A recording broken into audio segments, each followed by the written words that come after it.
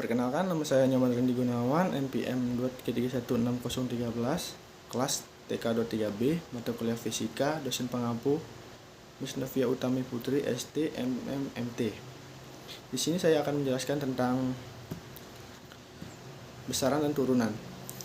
Dalam fisika, selain besaran pokok dan besaran turunan, dikenal juga besaran vektor dan besaran skalar. Besaran vektor adalah besaran fisika yang mempunyai nilai, arah, dan arah, sedangkan besaran skalar adalah besaran yang hanya mempunyai nilai tapi tidak mempunyai arah.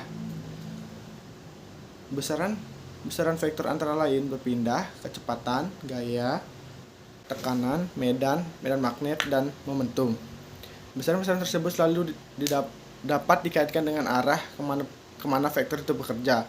Besaran fisika seperti kelajuan, massa, jarak, waktu, luas, volume, dan massa jenis termasuk besaran skalar, karena besaran-besaran tersebut hanya mempunyai nilai saja. Sebuah vektor dapat digambarkan sebagai potongan garis lurus berarah atau anak panah yang batasan-batasannya adalah sebagai berikut. Titik awal tanda panah.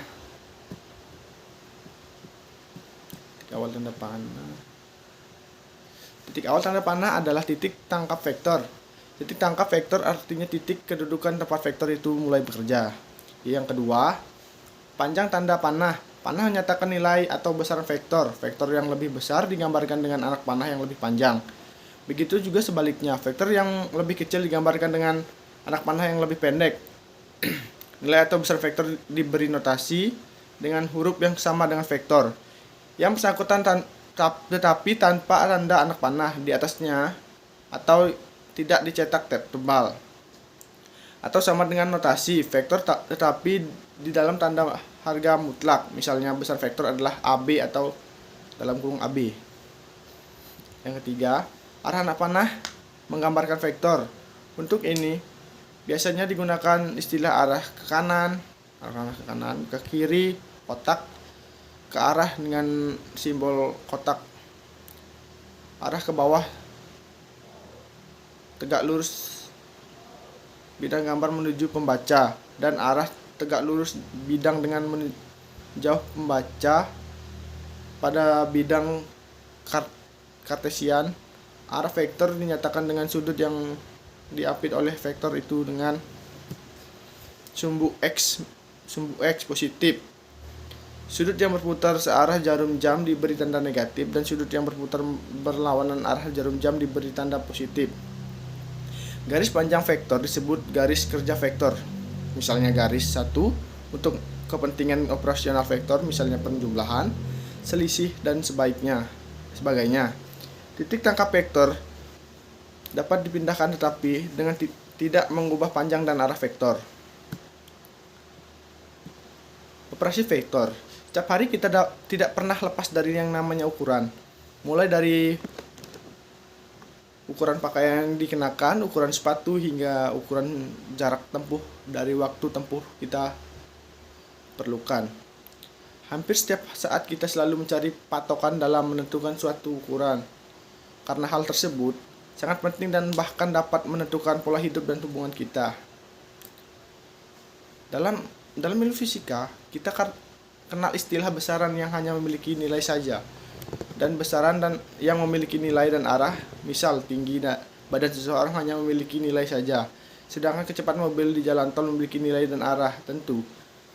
Sehingga besaran yang hanya memiliki nilai saja disebut sebagai besaran skalar, dan besaran yang memiliki nilai dan arah disebut besaran vektor. Penjumlahan vektor. Selain memiliki nilai vektor, juga memiliki arah. Penjumlahan dan penerapan operasi aljabar lainnya memiliki aturan tertentu. Pada bagian dibahas aturan penjumlahan vektor. Penjumlahan vektor dapat dilakukan dengan beberapa metode, yaitu metode ganjaran genjang, metode segitiga, metode poligon atau segi banyak, metode uraian atau analitis. Perkalian vektor. Selain dapat dijumlahkan, vektor juga dapat dikalikan. Terdapat dua macam operasi perkalian vektor, yaitu 1. Perkalian skalar dengan vektor. Jika sebuah vektor dikalikan dengan sebuah bilangan atau skalar, maka hasil dari perkalian tersebut adalah vektor baru yang panjangnya kali vektor semua dan arahnya searah dengan vektor semula. Bila bernilai positif dan arahnya berlawanan dengan vektor semula. Bila bernilai negatif, perkalian vektor dengan vektor. Terdapat dua jenis perkalian, yaitu vektor dengan vektor. Pertama, perkalian titik atau dot yang menghasilkan besaran skalar, dan kedua, perkalian silang cross product yang menghasilkan besaran vektor. Menentukan result vektor. Bila Anda menjumlahkan atau mengurangkan dua atau lebih besaran skalar, maka dapat Anda lakukan dengan cara aljabar biasa, langsung dijumlahkan atau dikurangkan. Beda bila jika Anda menjumlahkan dan mengurangkan besaran vektor. Untuk menentukan resultan dua buah atau lebih vektor, Anda harus meninjau dulu besar dan arah dari masing-masing vektor yang bekerja pada benda. Bila vektor tersebut adalah gaya karena juga merupakan besaran vektor, maka kita harus memperhatikan besaran dan arah gaya. Misalkan terdapat 3 buah gaya, F1, F2, dan F3. Anda dapat membedakan resultan gaya yang bekerja pada benda tersebut. A. Resultan gaya yang segaris lurus. Gaya-gaya searah. Besaran resultan gaya yang gayanya searah dapat ditentukan dengan menjumlahkan gaya-gaya yang bekerja pada benda. 2. Gaya-gaya berlawanan arah. Besaran resultan gaya yang gaya-gayanya berlawanan arah dapat ditentukan dengan mengurangkan gaya-gayanya. B. Resultan gaya-gaya sebidang datar dapat ditentukan dengan beberapa cara, yaitu 1. Cara jajaran genjang. 2. Jajaran segitiga. 3. Dengan cara poligon. Metode poligon atau segi banyak adalah suatu cara penjumlahan vektor dengan cara memindahkan vektor ke ujung vektor lainnya dengan selalu memperhatikan ketentuan bahwa panjang, nilai, dan arah vektor tidak berubah. Misalkan Anda tinjau kembali 3 buah vektor gaya berikut ini. Metode analisis atau cara matematis. Metode analisis adalah suatu cara penjumlahan gaya dengan lebih dulu menguraikan gaya-gaya ke sumbu-sumbu yang saling tegak lurus. Baiklah, ringkasan dari saya. Secara geometris, vektor adalah ruas garis yang memiliki besaran dan arah. Oleh karena itu, dalam penggambaran, vektor dinyatakan dalam garis lurus yang memiliki arah atau dinyatakan dengan anak panah dan panjang tertentu.